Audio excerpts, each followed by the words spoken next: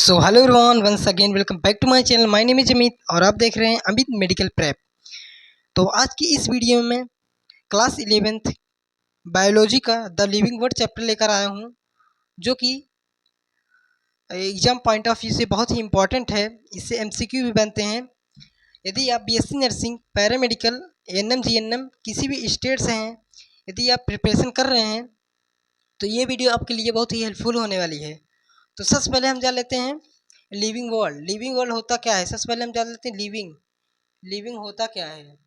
सबसे पहले जान लेते हैं लिविंग। लिविंग यानी कि कोई भी लाइव अर्थ है, कोई भी जो जंतु है वो लाइव है यानी कि जीवित है, उसे लिविंग कहते हैं। जिनमें सेल डिवीजन हो रहा है, सेल जो है डिवाइड हो रहे हैं, वो क्या होता है? लिविंग होता है यानी कि जीवित होता है। और अब हम बात कर लेते हैं वर्ल्ड। वर्ल्ड होता क्या है? तो वर्ल्ड ये हमारे जो हमारा पूरा पृथ्वी है, यानी कि जो हमारा पूरा संसार है, यही इसी को पूरा हम ब्रह्मांड जो है उसी को पूरा वर्ल्ड कहते हैं। जहाँ पर जो हमारी लिविंग है ये इसी पर क्या करती हैं? सरवाइव करती हैं। तो एनसीईआरटी में हमारा दो टॉपिक दिया हुआ है, दो मतलब कि एनसीईआरटी में हमारे दो हेडिंग दिए हुए हैं। ये जो पहला है हमारा diversity in the living organism हो गया, ये पहला वाला है।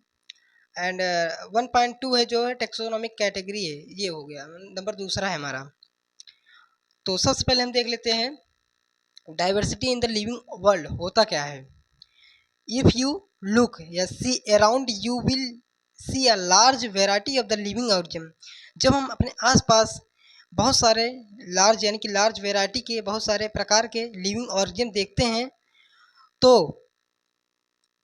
हम उसमें क्या देखते हैं? जैसे कि प्लांट्स हो गया, इंसेक्ट हो गया, बर्ड हो गया, और पेट्स यानी कि पालतू जो जानवर होते हैं, इन लोग की लाइफ कैसी होती है, किस प्रकार की होती है।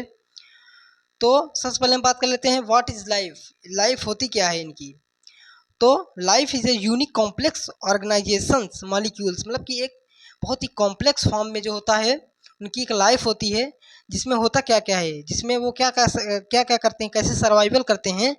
तो उसमें क्या होता है? सबसे पहले ग्रोथ होती है, डेवलपमेंट होता है, रिस्पॉन्सिवनेस होता है, एडेप्टेशन होता है, एंड रिप्रोडक्शन होता है। ये सब वर्ड्स आपको अभी थोड़ा डिफिकल्ट लग रहे होंगे, लेकिन आगे चल के बहुत ही अच्छी तरीके से ये भी कवर हो जाएंगे। तो सबसे पहले हम देख लेते हैं प्रॉपर्टीज ऑफ लिविंग ऑर्गेनिजम्स। जो लिविंग ऑर्गेनिज्म होती हैं इनकी क्या क्या प्रॉपर्टीज होती हैं। तो सबसे पहले हम देख लेते हैं ग्रोथ। ग्रोथ होता क्या है, उसके बाद देखेंगे रिप्रोडक्शन एंड सेलुलर ऑर्गेनाइजेशन। सबसे पहले हम देख लेते हैं ग्रोथ। ग्रोथ जो होती है वो होता क्या है? ग्रोथ में क्या करता है? कोई भी जीव हो गया, कोई भी एनी जीव हो गया, वो क्या करता है? सबसे पहले वो अपनी संख्या को बढ़ाएगा, नंबर को बढ़ाएगा, नंबर उसका इंक्रीज होगा। उसके बाद में नंबर बढ़ गया, जैसे 1 2 3 4 ये नंबर फॉर्म में हो गया। उसके बाद में ये अपना क्या बढ़ाएगा?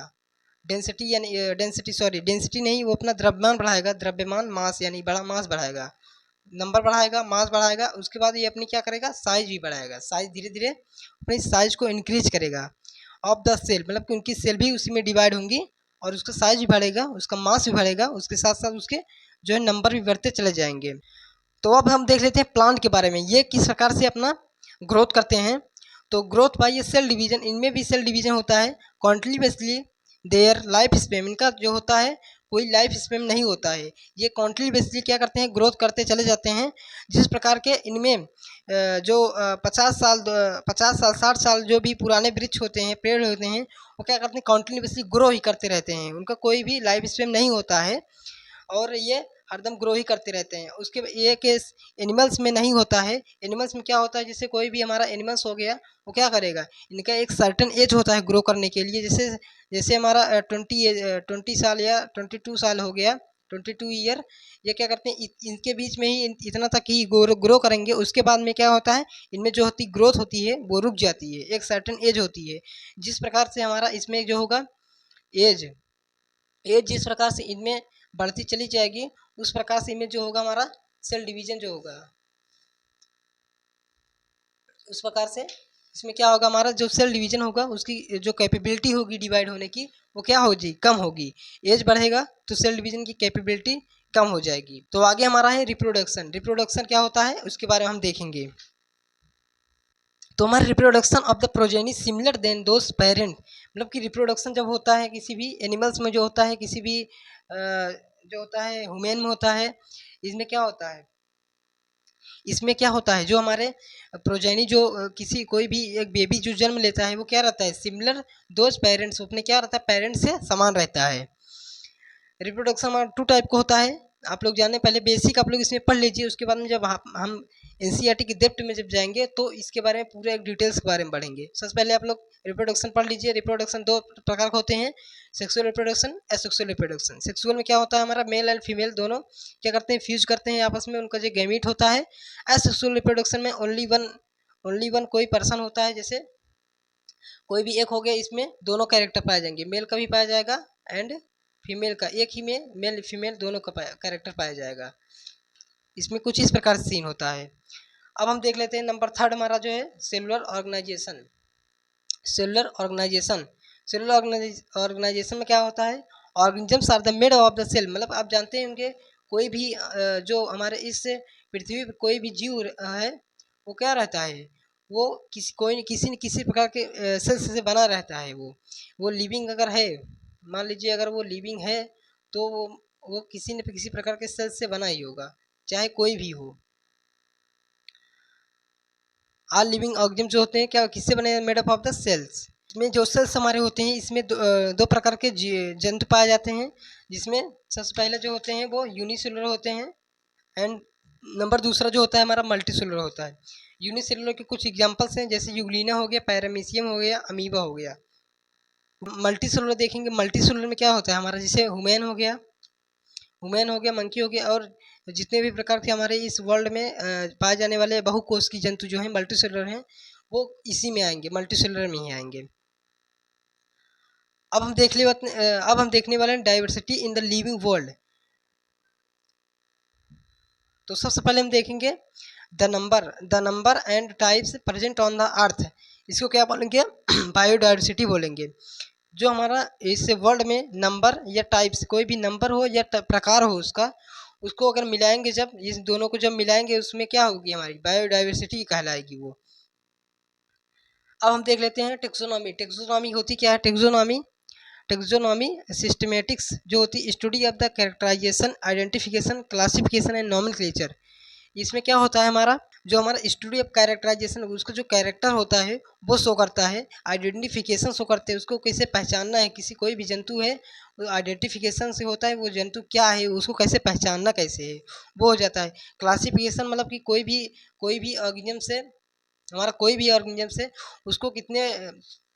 उसको कितने भागे में बांटा गया है, कितने भागे में क्लासिफाई किया गया है, वो उसमें ये आता है, क्लासिफिकेशन आता है।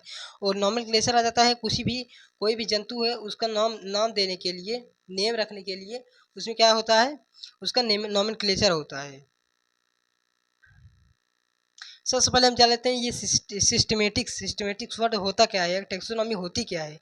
सिस्टमेटिक वर्ड जो होता है वो लैटिन सिस्टेमा से लिया गया है, जिसका मतलब होता है अरेंजमेंट ऑफ द ऑर्गेनाइजेशन जो होता है हमारा अरेंजमेंट उसका करने के लिए, जो हमारे ऑर्गेनाइजेशन जो हमारे, जैसे मान लीजिए कोई भी ऑर्गेनिजम्स है वो बहुत सारे भागों में बटा हुआ है, तो उसका जो ऑर्गेनाइजेशन करने के लिए हम क्या करते हैं, सिस्टमेटिक्स का, सिस्टम से बनाने का उसका क्या करते हैं, यूज करते हैं। Systema Naturae is the book written by the Linnaeus. इसमें किसने लिखा है, लिनियस लिखा है।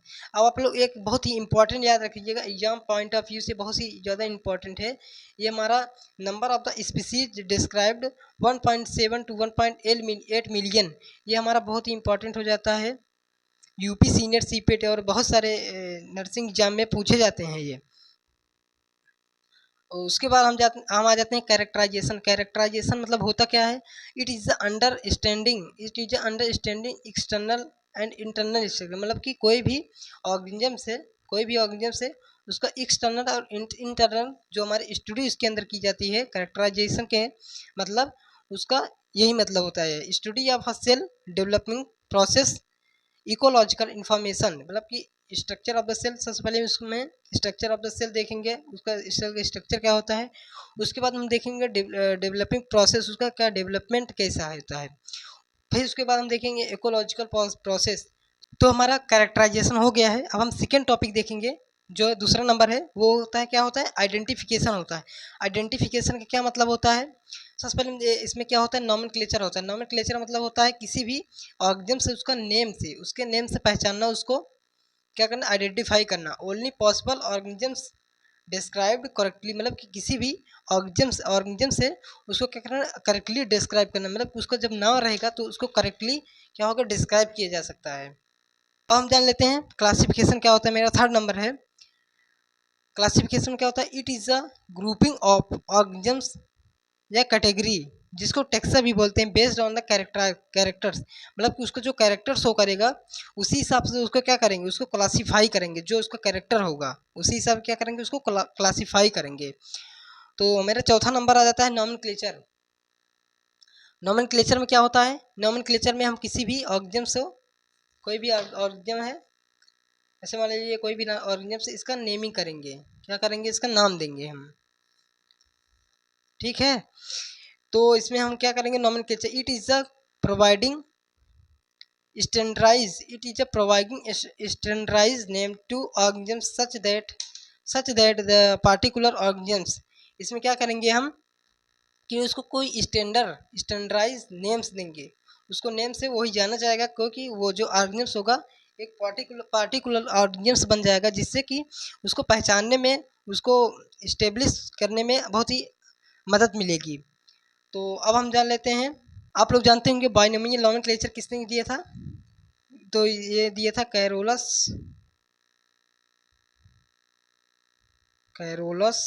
लीनियस। बाइनोमियल नॉमेनक्लेचर इस्टेब्लिश किसने किया था? Carolus Linnaeus. ये आप लोग बहुत ही इंपॉर्टेंट हो जाता है अपने एग्जाम पॉइंट ऑफ व्यू से, क्योंकि ये डायरेक्टली पूछा जा सकता है। तो इसने दो कैरेक्टराइजेशन दी थी, ICBN international code for botanical nomenclature, ये सिर्फ बॉटनिस्ट के लिए है। International code for zoological nomenclature, ये क्या है, जूलॉजिस्ट के लिए है। तो सबसे पहले हम देख लेते हैं बाइनोमियल नॉमेनक्लेचर का जो रूल होता है वो किस तरीके से काम करता है, किस तरीके से उसको हम यूज कर सकते हैं। तो सबसे पहले मेरा हो जाता है specific names are generally Latin, जो हमारे नेम्स होते हैं वो लैटिन में होते हैं, और वो कैसे लिखे जाते हैं, इटैलिक में लिखे जाते हैं। ये जान लीजिए आप लोग, इटैलिक में लिखे जाते हैं। तो मेरा सेकंड हो गया, the names are the printed italic. यदि आप प्रिंट करा रहे हैं कोई भी, ये जो हमारा नेम हो गया, कोई भी नेम्स हो गया, वो अगर आप उसको प्रिंट करा रहे हैं तो कैसा होना चाहिए, वो इटैलिक होना चाहिए। यदि आप कोई भी नेम हैंड रिटन लिख रहे हैं, जैसे मान लीजिए मैग्नीफेरा इंडिका हमको लिखना है, जैसे मान लीजिए हमको लिखना है मैग्नीफेरा इंडिका, मैग्नी इंडिका इंडिका लिखना है, तो हमको हैंड रिटन जब हम लिखेंगे तो इसमें क्या करेंगे, हम अंडरलाइन करेंगे, तो तभी ये होगा हमारा जो है बाइनोमियल नॉमेनक्लेचर को ये क्लासीफाई करेगा। नंबर थर्ड पॉइंट आ जाता है मेरा जेनरिक नेम या जेनियस। इसमें क्या होगा, कोई भी हम नाम लिखेंगे उसको उसका फर्स्ट वर्ड जो होगा वो कैसा होगा, जैसे कैपिटल लेटर में होगा। जैसे हम लिखेंगे यहाँ पर होमो एंड सेपियंस, जैसे लिखेंगे हमारा मैग्नीफेरा इंडिका, ये जो फर्स्ट नेम होगा लिखने का तरीका जो होगा, वो फर्स्ट जो होगा जो वो कैसा रहेगा, कैपिटल लेटर में होगा। कैपिटल होगा, ये हमारा हो जाएगा, हमारा जेनरिक नेम हो जाएगा, ये वाला हमारा क्या हो जाएगा, जेनरिक नेम हो जाएगा। और ये हमारा हो जाएगा स्पेसिफिक नेम। यहाँ आप देख लीजिए सेपियंस ऐसे लिखा हुआ है, सेपियंस है, ये हमारा स्पेसिफिक नेम हो गया है। हमारा जेनरिक नेम हमारा क्या हो गया है, होमो। अब उसके बाद में हम देख लेते हैं ऑथर्स नेम। जब हम कोई भी आइडेंटिफिकेशन कोई भी किया रहता है, डिस्क्राइब कोई भी चीज़ किया रहता है, जो ऑथर का नेम होता है उसमें हम किस प्रकार से ऐड करते हैं, एपियर्स द स्पेसिफिक एपिथेट, मतलब कि कोई भी ऑथर है उसका नाम हम किस प्रकार से उसमें ऐड करेंगे। जैसे हम लिखे हैं मैग्नीफेरा इंडिका है, तो इसको किसने डिस्क्राइब किया था, लीनियस ने डिस्क्राइब किया था। तो मैग्नीफेरा इंडिका के बाद हम लीनियस लीनियस नाम लगा देंगे। अब हमारा यहाँ पर एनसीईआरटी में एक टेबल दिया हुआ है जो कि एग्जाम पॉइंट ऑफ व्यू से काफ़ी ज़्यादा इंपॉर्टेंट है। जैसे एम्स, आरयूएचएस, बीएससी नर्सिंग के जो एग्जाम्स होते हैं उसमें काफ़ी ज़्यादा यहाँ से पूछे जाते हैं सवाल। जो हमारा लिविंग वर्ड चैप्टर है उसके लास्ट में एक टेबल दी हुई है, organisms with their taxonomic category. इसमें क्या दिया है, सिंपल है, कुछ नहीं याद करना है, अच्छे तरीके से आपको बस समझना है, बस ऑटोमेटिकली याद हो जाएगा, कोई भी आपको रटने की ज़रूरत नहीं है। तो सबसे पहले आपको ध्यान क्या रखना है, कॉमन नेम याद रखना है, man, house fly, mango and wheat. इन सब का आप लोग सबसे पहले कॉमन नेम याद रखना है।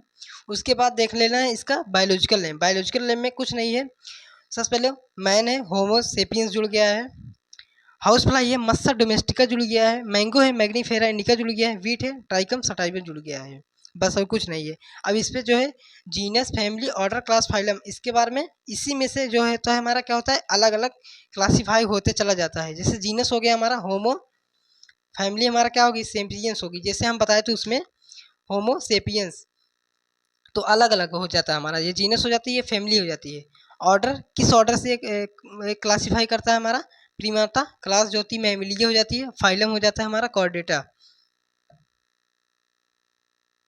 जैसे आपको एग्जाम में कुछ इसी प्रकार से हमारा क्या होता है, क्वेश्चन पूछेगा, जैसे हमारा कॉमन नेम दे देगा मैन, मैन का दे दिया ना, उसके बाद में अब पूछेगा मैन का ऑर्डर क्या होता है, ऑर्डर, ऑर्डर आप लोग जानते होंगे, मैन का ऑर्डर क्या होता है, प्रीमेता, यहाँ पर सीधा लिखे हुआ है, उसके बाद में आप लोग प्राइमेटा आप लोग सीधा लिख देंगे, प्राइमाटा, सीधा आप लोग प्राइमेटा लिख देंगे। अच्छे से आप लोग को एक बार याद रख लेना है। यदि आपको इसमें प्रॉब्लम आती है तो आप लोग कमेंट में बताइएगा, मैं इसका शॉर्ट नोट्स आपको प्रोवाइड कर दूंगा अच्छी तरीके से। तो आशा है कि ये सब पूरा चैप्टर में आप ये जो एनसीईआरटी है इसमें से मैं पूरी अच्छी तरीके से आपको पूरा नोट्स बनाकर अच्छे से दिया हूँ, पूरा एकदम टोटल समराइज फॉर्म में है। तो आप लोग बताइएगा, इसका शॉर्ट नोट्स भी हम जल्दी ला देंगे। तो आशा है कि आपको ये चैप्टर अच्छे से क्लियर हो गया होगा और अच्छे तरीके से आप लोग इसको रिवीजन करिए। और हम कुछ एमसीक्यू प्रैक्टिस भी करवाएंगे, लेकिन इस वीडियो में नहीं करवा पाएंगे, अगली आने वाली वीडियो में हम एमसीक्यू प्रैक्टिस एमसीक्यूज कुछ लाने वाले हैं, और साथ ही साथ उसका भी जो थ्योरी पोर्शन होगा पूरा कवर करने वाले हैं, और उसके साथ साथ हम शॉर्ट नोट्स भी देने वाले हैं, वही बिल्कुल फ्री। टेलीग्राम चैनल पर हमारा ज्वाइन कर लीजिएगा, अभी बनाए नहीं है, बना देंगे, उसके बाद हम लिंक दे देंगे, फिर आप लोग जा करके ज्वाइन कर लीजिएगा। तो चलिए मिलते हैं किसी नेक्स्ट वीडियो में किसी नेक्स्ट चैप्टर के साथ, तब तक के लिए नमस्कार, बाय बाय।